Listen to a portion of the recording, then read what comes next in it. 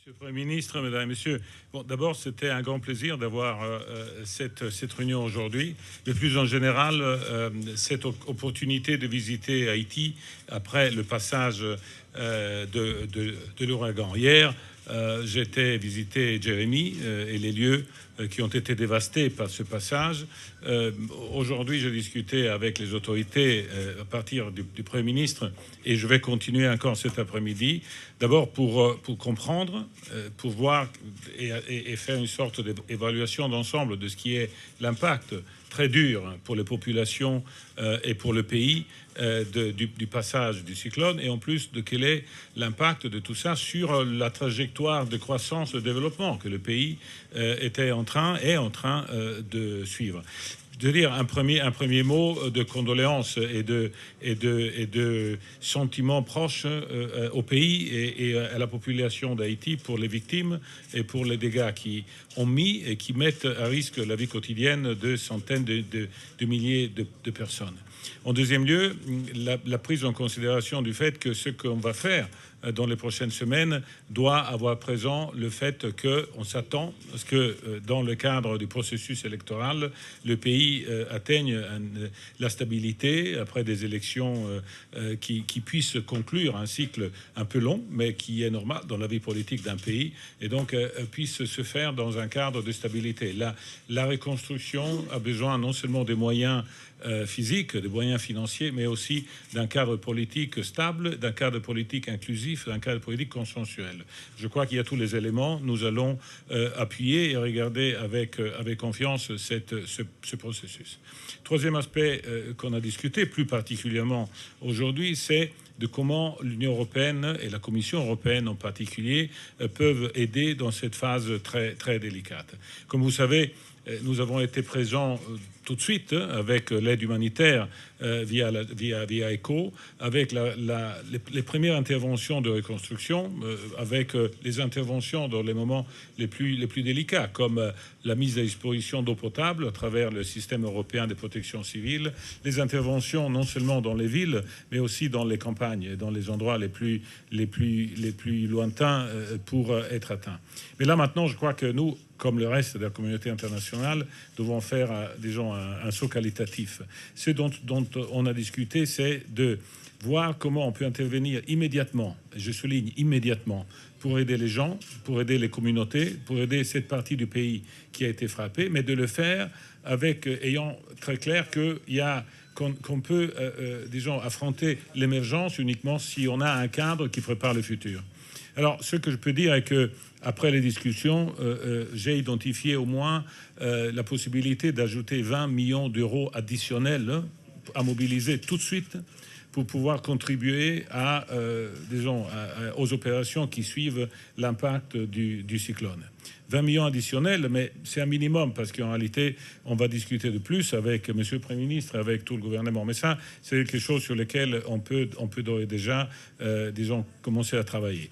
Je vais faire un rapport à mes autorités à Bruxelles pour voir précisément la possibilité d'augmenter ceci, mais ça, je crois que c'est extrêmement clair. Pour faire quoi? Pour essentiellement identifier les actions immédiates et structurelles dans le secteur de l'éducation, dans le secteur de la sécurité alimentaire, dans le secteur de la reconstruction de l'activité économique. Je crois que ça, c'est probablement un aspect extrêmement important parce qu'à la fin, les protagonistes de la reconstruction, ce sont les citoyens, ce sont les Haïtiens eux-mêmes. Donc, on va travailler là-dessus pour voir comment pouvoir injecter ces 20 millions minimum additionnels dans le budget de l'État. Et pour cette raison, il faut des politiques sectorielles développer ou pour abonder des projets, notamment en matière de sécurité alimentaire, qui sont déjà en cours. Je crois que ça, c'est la première phase. La deuxième phase est celle de revoir ensemble le plan d'assistance et de partenariat. Je préfère les mots partenariat d'ailleurs à celui d'assistance entre l'Union européenne et en particulier la Commission européenne et Haïti pour les mois et les années à venir. On a ensemble défini qu'on va revoir ensemble les priorités, on va revoir les mécanismes pour la mise en œuvre, mais on est très attaché à soutenir les efforts de l'État. L'État, de cette façon, se met en place, se réforme. Il y a des réformes à faire sur le plan réglementaire, sur le plan de mesures à prendre pour faciliter aussi l'activité économique. On va travailler ensemble pour faire tout ça. On va discuter même sur le secteur énergétique.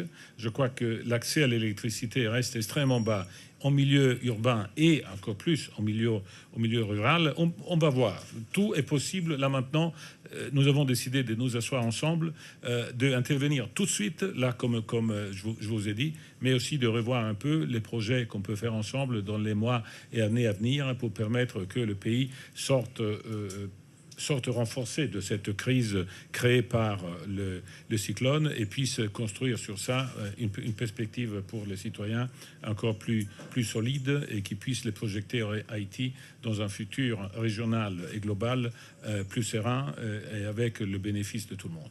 Je remercie les autorités pour l'hospitalité et pour l'ouverture. On a travaillé en partenaire, je dirais même en ami. J'ai un passé de discussion ici en Haïti, je suis venu très souvent dans le passé et j'ai retrouvé cet esprit d'ouverture et d'amitié. Je crois que c'est la meilleure manière pour pouvoir affronter ensemble un futur qui est difficile, mais si on fait les choses justes, je crois que ça peut être aussi une bonne opportunité pour relancer notre dialogue et pour faire des choses dans l'intérêt de tout le monde. Encore un grand merci, monsieur.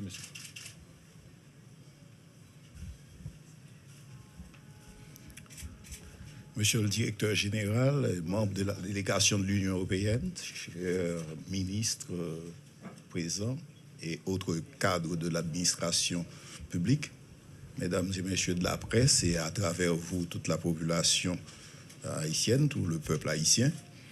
Aujourd'hui, nous sommes réunis à la résidence officielle du Premier ministre avec cette délégation de l'Union européenne pour traiter de deux aspects en particulier. Deux aspects.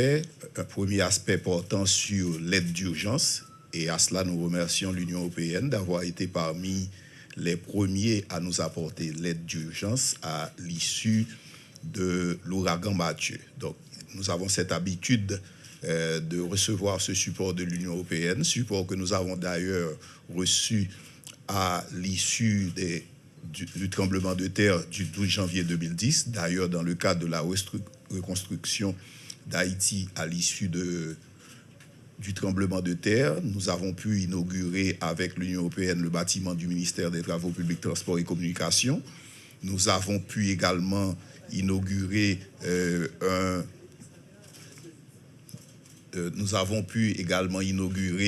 le nouveau bâtiment pour le bureau de l'ordonnateur national. Et l'Union européenne accompagne Haïti dans beaucoup d'aspects, notamment les infrastructures routières, la sécurité alimentaire, le renforcement de l'éducation. Donc nous avons remercié l'Union européenne. J'ai dit qu'on a traité d'un premier aspect qui est l'aide d'urgence. Nous avons pu ensemble voir dans quelle mesure l'aide d'urgence qui est apportée à la population puisse arriver à améliorer la situation des personnes qui sont en situation difficile. Mais à côté de l'aide d'urgence, nous sommes aussi penchés sur la reconstruction du pays, sur la réhabilitation des zones qui sont touchées. Et la discussion s'est portée sur quoi, principalement? Il faut dire qu'il a été déterminé avec l'Union européenne très récemment les priorités sur lesquelles le support de l'Union européenne est reçu dans le pays. Et aujourd'hui, nous avons voulu réorienter cette aide en fonction des conséquences de l'ouragan Mathieu.